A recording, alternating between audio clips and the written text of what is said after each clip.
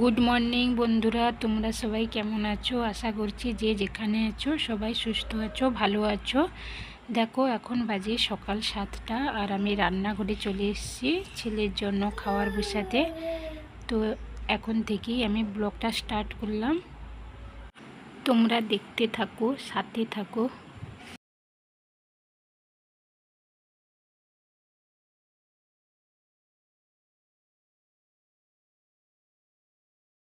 দেখো, এখানে দুধটা আমার গরম হয়ে গেছে, ওটসটা আমার রেডি হয়ে গেছে। দেখো, এখানে আমি ঠান্ডা করতে দিয়েছি, ঠান্ডা হয়ে গেলে ছেলেকে উঠিয়ে খাওয়াবো। জানো তো, খাবারটা তৈরি করে ছেলেকে উঠালাম, উঠিয়ে ছেলেকে খাওয়ালাম। ছেলে কিন্তু আবারও ঘুমিয়ে পড়েছে।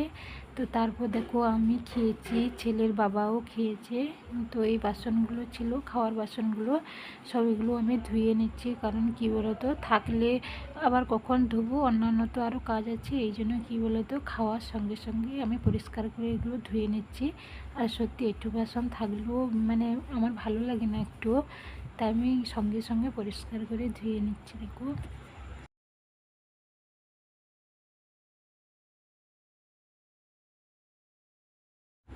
এই যে দেখো, আমি সকালে সমস্ত বাসি কাজকর্ম শেষ করে স্নান করে চলে এসেছি।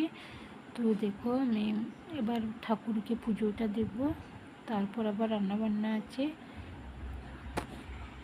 কি বলতো, এত গরম তো সকালে একবার মানে ঠাকুরকে পুজো দেওয়ার আগে আমি একবার স্নান করে নিলাম, আবার বিকেলে সব কাজকর্ম শেষ করার পর আবার একবার স্নান করে নিই।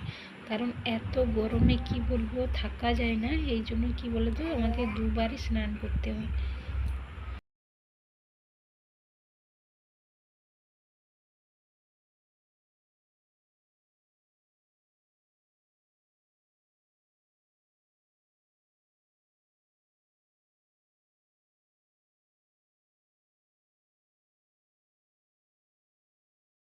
দেখো, আমি ঠাকুরের কাছে পুজোটা দিয়ে দিয়েছি, তারপর চলে এলাম একবারেই রান্নাঘরে।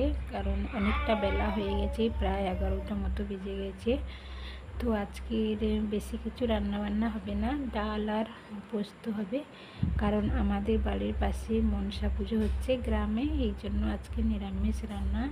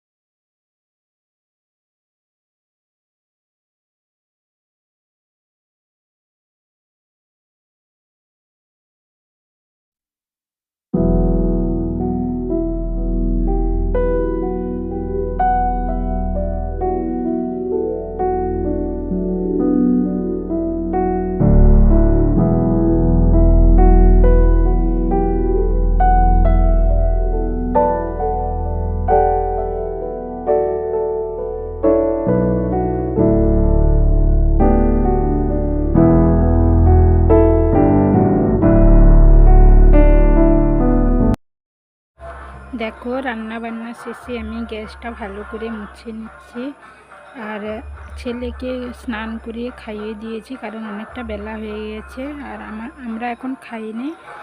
তো দেখো ছেলে একদমই খেলো না দুপুরে, কারণ আজকে নিরামিষ হয়েছিল। আমার ছোট ছেলে একদমই নিরামিষ খেতে চায় না, খিদে থাকলেও খাবে না, কিন্তু বড় ছেলে আমার সব খেয়ে নেয়। তো ছোটো ছেলেকে আবার 3টে-4টের দিকে খাওয়াতে হবে, কারণ একটু ভাত খায়নি আজকে দুপুরে।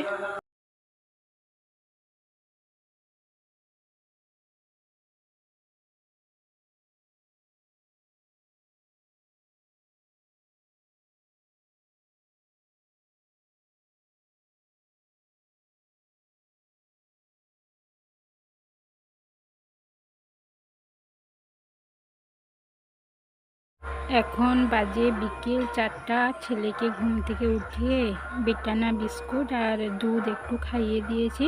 তারপর দেখো এতগুলো জামা কাপড় আমি সকালে ধুয়েছিলাম, তো তোমাদের সঙ্গে ধোয়াটা শেয়ার করিনি। দেখো এগুলো সব শুকনো হয়ে গেছে, আর তোমাদের দাদা ভাইয়ের প্যান্ট গেঞ্জি এগুলো একটু ভিজে ভিজে আছে, কারণ একটু ধুতে আমার বেলা হয়ে গেছিলো। তো ওগুলো সব উঠিয়ে নিয়ে বাড়িতে যাব। আর জানো তো আমি যখন ভয়েস দিচ্ছি রাত্রে, এখানে মানে পুজো যে হয়েছিল এখনও পর্যন্ত বক্স বাজাচ্ছে, এই জন্য শোনা যাচ্ছে। ও এখন বিকেল 5টা মতো বেজে গেছে, আর আমি রুটিগুলো করে নিচ্ছি কারণ রাত্রে একটু মন্দিরে যাব, এই জন্য।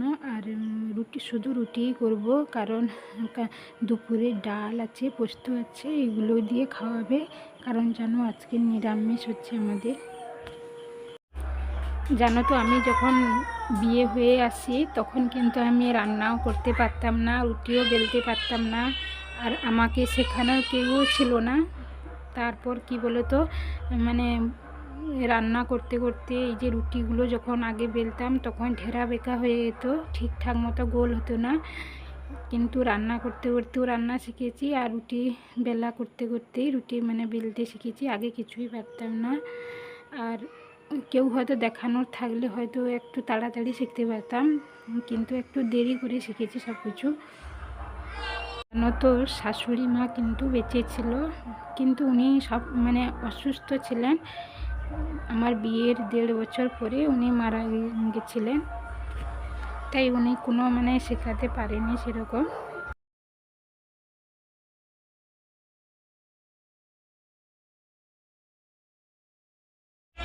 এই যে দেখো আমি রান্না বান্না করে এখানে ঠাকুর দেখতে চলে এসেছি। দেখো ঠাকুরটা কিন্তু খুব সুন্দর হয়েছে। এখন বাজে সন্ধ্যা 6টা, আর আমি মন্দির থেকে চলে এলাম। এসে দেখো ছেলেকে নিয়ে ছাদের উপরে চলে এসেছি, দিয়ে ছেলেটাকে ব্যায়াম করিয়ে দিয়েছি। দেখো এই যে পাগুলো নাড়াচ্ছি। এখন আমার তো রান্না বান্না কমপ্লিট হয়ে গেছে দেখতেই পেলে। তো ব্যায়ামটা করিয়ে দিয়েছি, এবার ছেলের সঙ্গে একটু কথা বলবো, আর দেখো বসে একটু টিভি দেখবো। আমার বড় ছেলে তো বাড়িতে নেই, বড় ছেলে বাড়িতে থাকলে তার দিকে আরও টাইম দিতে হতো। তো এখানেই আমি ভিডিওটা রাখছি।